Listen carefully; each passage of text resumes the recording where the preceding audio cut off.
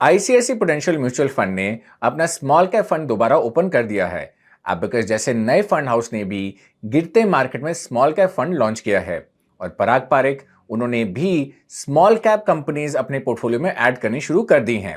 ये सब एक साथ एक ही वक्त पर। ये कोइंसिडेंस नहीं लगता क्योंकि ये इंडिया के सबसे एक्सपीरियंस्ड फंड मैनेजर्स हैं और ये लोग बिना वजह कोई मूव नहीं लेते। अब सितंबर 2024 से अब तक निफ्टी स्मॉल कैप 250 इंडेक्स 17% नीचे आ चुका है। 250 में से 188 स्टॉक्स नेगेटिव हैं और 97 स्टॉक्स 30% से भी ज्यादा गिर चुके हैं। मतलब बहुत ज्यादा डैमेज पहले ही हो चुका है। तो फिर फंड मैनेजर स्मॉल कैप्स में क्यों आ रहे हैं? क्या वो कुछ ऐसा देख रहे हैं जो रिटेल इन्वेस्टर्स मिस कर रहे हैं?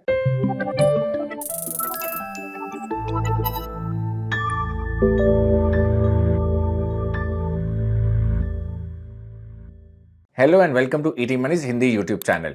आज हम समझेंगे कि इन फंड मैनेजर्स के मूव के पीछे क्या वजह है और आपके लिए इसका क्या मतलब है। और सबसे जरूरी सवाल, क्या आपको भी स्मॉल कैप्स में इन्वेस्ट करना चाहिए? बट स्टार्ट करने से पहले एक इंपॉर्टेंट थिंग, अगर आप हमारे चैनल की वीडियो पहली बार देख रहे हैं और सब्सक्राइबर नहीं हैं तो प्लीज सब्सक्राइब करें। हम बहुत ज्यादा इंटरेस्टिंग स्टफ करते हैं around mutual funds and investing and do data based stories. और हाँ, don't forget to press the bell icon so you never miss a video from अस।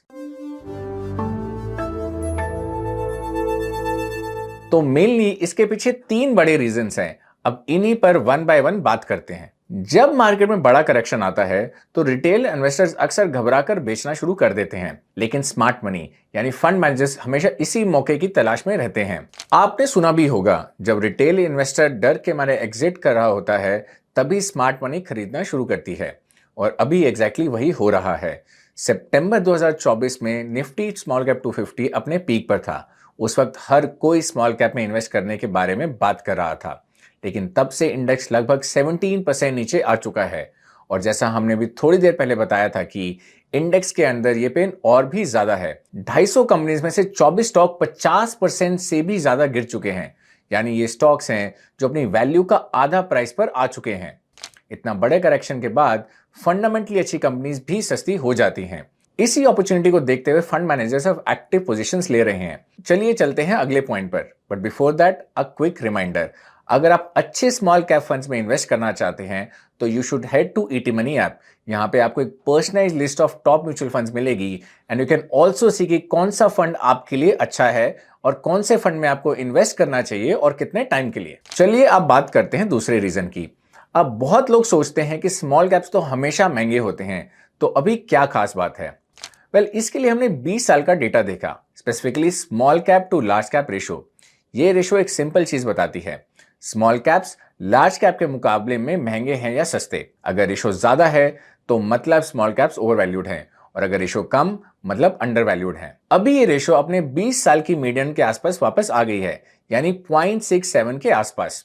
2024 में जब सब लोग स्मॉल कैप्स में पैसा डाल रहे थे तब ये रेशो अपने पीक के करीब था, मतलब ओवर वैल्यू टेरिटरी में था। लेकिन आज वो प्रीमियम खत्म हो गया है। ये वही चीज है जो आईसीआईसीआई के शंकर नरेन और पराग पारे के राजीव ठक्कर जैसे फंड मैनेजर्स देख रहे हैं। वो मार्केट में तब एंटर करते हैं जब वैल्यूएशन सेंसिबल होती हैं। लेकिन वैल्यूएशन देखने के लिए एक और टेस्ट होता है, पेग रेशो। चलिए अब उसे भी चेक करते हैं। पेग रेशो के लिए पीई को एक्सपेक्टेड ग्रोथ से डिवाइड करके निकाला जाता है। निफ्टी 50 का पेग है 1.3, निफ्टी मिड कैप 150 का है 1.4 और निफ्टी स्मॉल कैप का सिर्फ 1.01। मतलब स्मॉल कैप्स ना सिर्फ सस्ते हैं बल्कि ग्रोथ के हिसाब से तो लार्ज और मिड कैप्स के मुकाबले में और भी ज्यादा सेंसिबल लगते हैं। तो अभी स्मॉल कैप्स ना बहुत ज्यादा सस्ते हैं ना बहुत ज्यादा महंगे, वो एक कंफर्टेबल जोन में हैं और स्मार्ट मनी एग्जैक्टली इसी जोन में एंटर करती है। ऑलराइट, चलिए अब चलते हैं तीसरे रीजन पे। तो वैल्यूएशन तो देख ली, अब बात करते हैं प्रॉफिट्स की, क्योंकि लॉन्ग टर्म में शेयर प्राइस हमेशा अर्निंग्स फॉलो करती है। अब FY26 Q1 में स्मॉल कैप कंपनीज के प्रॉफिट्स ऑलमोस्ट फ्लैट थे, लेकिन तब से सिचुएशन इंप्रूव हुई है। सितंबर 2025 क्वार्टर में स्मॉल कैप कंपनीज की अर्निंग्स 31% ईयर ऑन ईयर बढ़ी और दिसंबर 2025 में 25% से बढ़ी हैं और एक सॉलिड अर्निंग्स टर्नअराउंड है। आगे के नंबर्स और भी ज्यादा इंकरेजिंग लगते हैं, क्योंकि ब्लूमबर्ग के एस्टिमेट्स के मुताबिक FY27 में स्मॉल कैप कंपनीज के प्रॉफिट 25% बढ़ने की उम्मीद है और FY28 में 21%। यानी अगले 2 सालों में अर्निंग्स 20% प्लस की रेट से कंपाउंड कर सकती हैं। जब वैल्यूएशन सही हो और अर्निंग्स भी तेजी से बढ़ रही हो, तो ये कॉम्बिनेशन होता है जिस पर स्मार्ट इन्वेस्टर्स अपनी पोजीशन बिल्ड करते हैं। यही काम एस नरेन, राजीव ठक्कर और सुनील सिंघानिया भी कर रहे हैं। चलिए, अभी तक हमने वैल्यूएशंस और अर्निंग्स पर तो बात कर ली, बट अब अगले सेक्शन में बात करते हैं कि क्या हमें अब स्मॉल कैप्स में इन्वेस्ट करना चाहिए।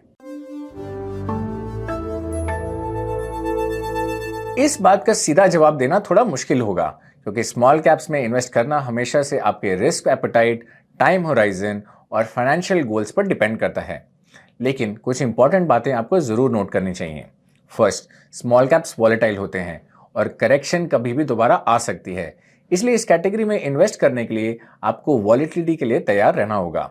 सेकंड, अगर आप कम से कम 5 से 7 साल का वक्त देते हैं और वॉलेटिलिटी से नहीं घबराते, तो हमारी स्टडी के हिसाब से 2024 के मुकाबले अभी रिस्क टू रिवॉर्ड रेशियो आपके फेवर में दिख रहा है। साथ ही एक बात हमेशा ध्यान रखिए, स्मॉल कैप्स में इन्वेस्ट करने का सबसे बुरा वक्त वो होता है जब हर कोई इन्वेस्ट करने को तैयार हो, लेकिन सबसे सही वक्त वो होता है जब मार्केट गिरा हो, तो प्राइसेस सस्ते हो चुके हों और कंपनीज की अर्निंग्स अच्छी हो रही हों। और सच तो ये है कि अभी हम एग्जैक्टली उसी दूसरे सिनेरियो में आते हैं। तो चलिए अब वीडियो के फाइनल पार्ट पर आते हैं और क्विकली सब कुछ समराइज कर देते हैं। फर्स्ट, सितंबर 2024 से निफ्टी स्मॉल कैप 250 में 17% का करेक्शन आ चुका है। अभी स्मॉल कैप इंडेक्स में 188 स्टॉक्स नेगेटिव हैं, यानी काफी बड़ा डैमेज पहले ही हो चुका है। दूसरा point, small cap to large cap ratio अपने 20 साल की मीडियन पर वापस आ गया है। इसी के साथ पेग रेशो के हिसाब से स्मॉल कैप्स लार्ज और मिड कैप से सस्ते दिख रहे हैं।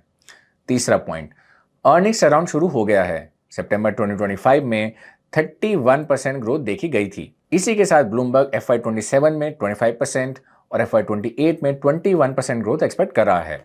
लास्टली, ICICI, एबेकस, पराग पारेख जैसे बड़े फंड मैनेजर्स पहले से स्मॉल कैप में पोजीशन ले रहे हैं। सो अगर आप एक लॉन्ग टर्म इन्वेस्टर हैं और सही फंड चूज करते हैं, तो ये वक्त एक अच्छी अपॉर्चुनिटी जरूर है। और सही फंड चूज करके उनमें इन्वेस्ट करने के लिए आप ईटी मनी ऐप पर आ सकते हैं, और ईटी मनी ऐप का लिंक आपको नीचे डिस्क्रिप्शन में मिल जाएगा। तो बस आज के लिए इतना ही था। अगर आपको वीडियो पसंद आया तो उसे लाइक एंड शेयर जरूर करें। हम जल्दी वापस आएंगे एक और वीडियो के साथ। Until take care. Mutual fund investments are subject to market risks. Read all scheme related documents carefully.